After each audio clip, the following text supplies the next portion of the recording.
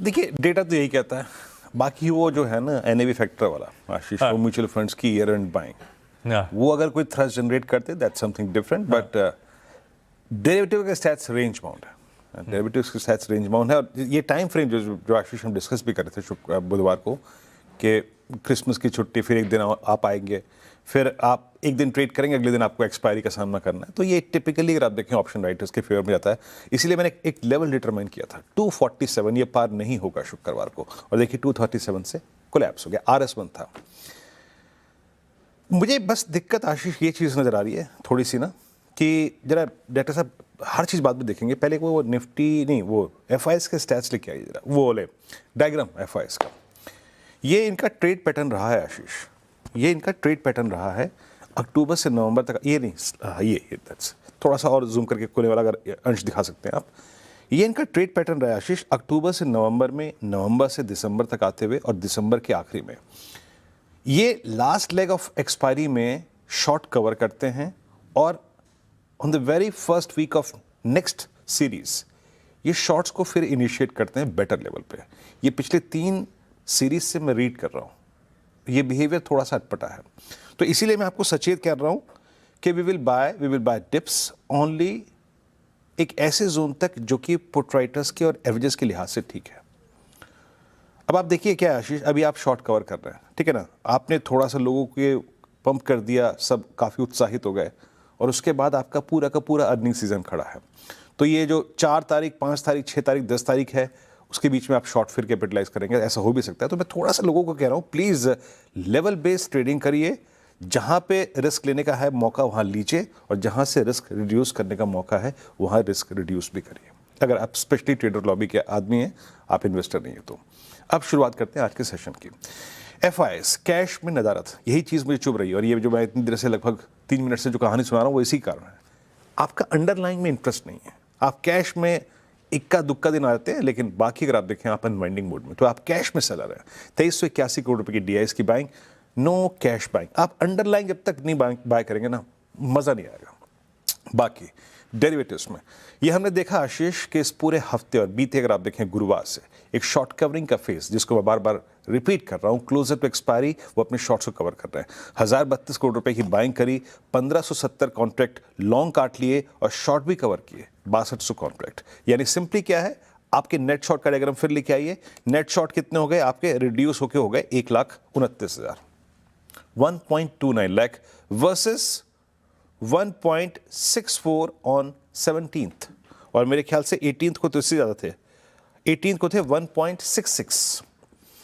तो आप समझिएगा कि लगभग 33,000 कॉन्ट्रैक्ट्स आपने बीते इन सेशंस में, एक हफ्ते के सेशंस में, 5 सेशंस में, 6 सेशन में कम किए।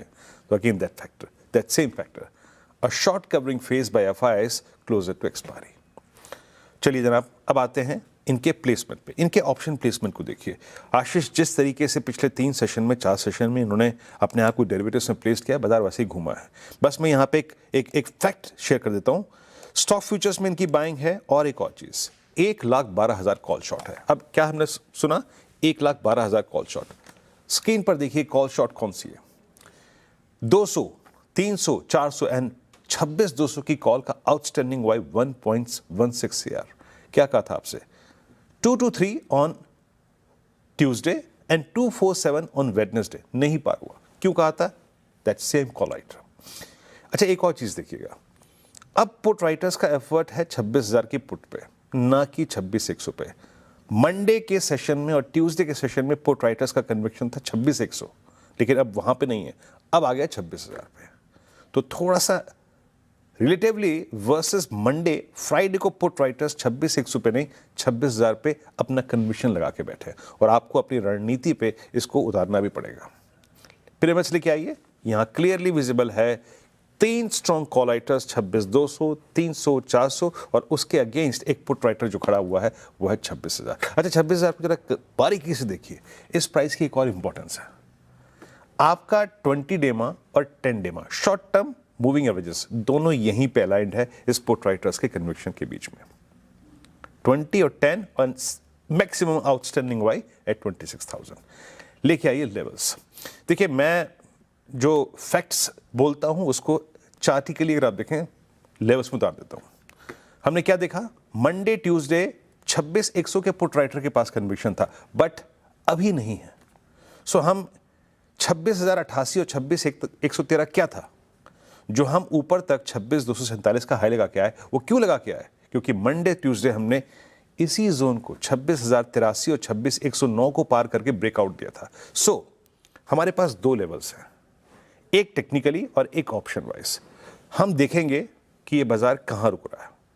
बेस 1 और बेस 2 ओपन रहिए दोनों ही चीजों के लिए, याद रखिएगा, ओपन आप दोनों चीजों के लिए रहिए। फर्स्ट वन इज इसी हफ्ते का ब्रेकआउट पॉइंट और दूसरा है 26046, दैट्स 10 डेमा और पुट राइटर्स का जोन।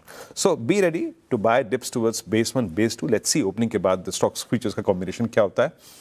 और ऊपर की तरफ आशीष हम जो भी ट्रेड लेंगे, थंब रूल है हमारा यहां पर, RS1 के आसपास निपटा देंगे। क्लोज निफ्टी का ऊपर की तरफ सुपर स्विंग, और जिसको मैं कह रहा था ना NB mop up factor, that वो तभी आएगा जब 238 का जोन निकल जाएगा। In that case 283 and 321 will open. और जो मैं शुरुआत कर रहा था, जो मैं आपको रिस्क फैक्टर्स गिनवा रहा था, याद रखिएगा, इन एनी केस अगर आप वायलेट करते हैं बेस 2, दैट्स 25975, इस बेस का टूटने का मतलब यह है कि बाजार थोड़ा सा कंफर्टेबल नहीं है। हायर ट्रैजेक्टरीज पे FIs की सेलिंग है, इंडेक्स में शॉर्टिंग है। मैं ऐसे सर्कमस्टेंसेस में कोई लॉन्ग कैरी नहीं करूंगा, रिस्क रिड्यूस करूंगा और लॉन्ग काट लूंगा।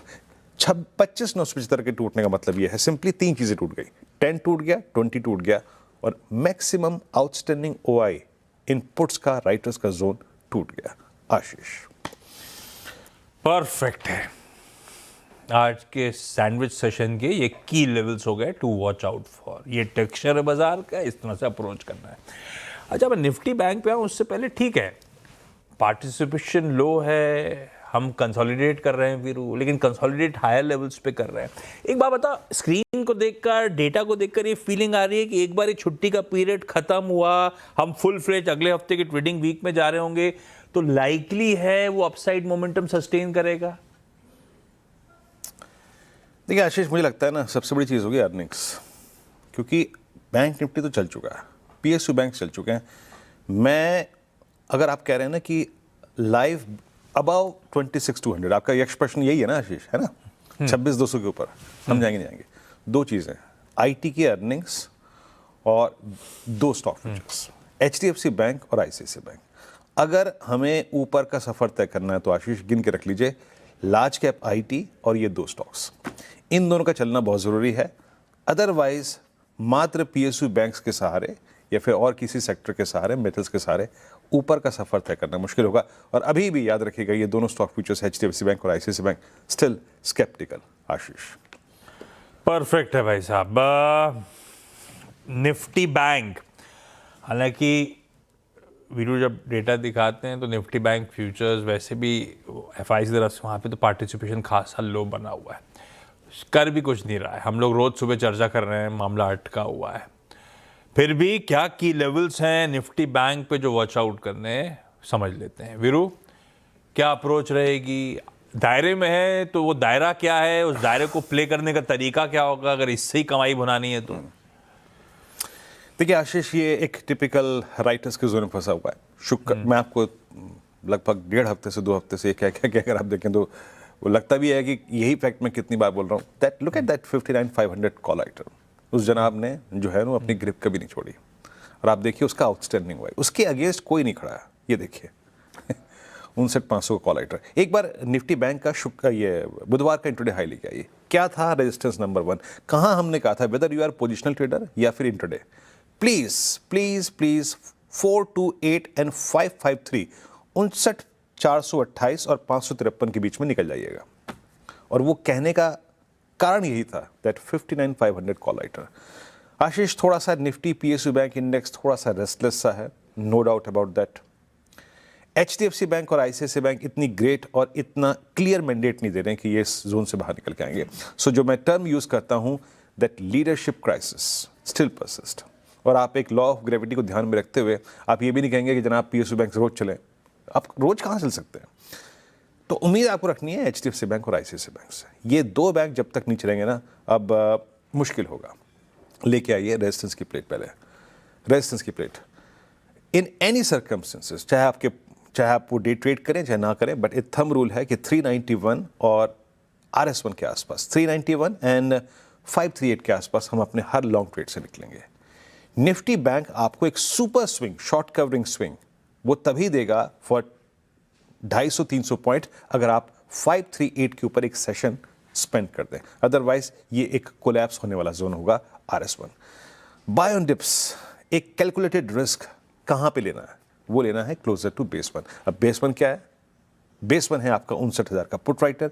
बेस 1 पे ठीक जैसे हमने 26,045 पे 10-20 डेमा की बात की थी, निफ्टी बैंक के केस में 10-20 डेमा अलाइंड है। तो हम उसी कन्विक्शन के साथ कि दिस विल, और ये जोन जो है will act as a great support, एक बाय ट्रेड लेंगे and no shorting thoughts till we are above base 2। याद रखिएगा, मैंने अपने को लास्ट हफ्ते जो एक बात कह रहा था, मैं बार बार कह रहा था ये बात, निफ्टी बैंक का बेस थोड़ा सा ऊपर आ गया है, ऊपर आ गया है बेस भी, और रेजिस्टेंस भी नीचे आ गया है, यानी a chance of breakout and breakdown बहुत नजदीक है। सो हमको कैलकुलेटेड रिस्क लेना है टुवर्ड्स बेस 1 ओनली। आशीष।